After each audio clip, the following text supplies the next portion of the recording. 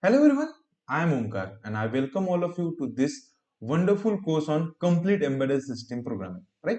So this course is based on ARM Cortex-M4 processor and this processor is basically integrated in this STM32F4 controller, right? So inside this our course we will cover a pretty basic things like register level programming, which is one of the kind of bare metal programming. In the advanced part, we will cover HAL APIs. HAL stands for Hardware Abstraction Layer. So these are nothing but basically functions, okay, predefined functions provided by ST Microelectronics.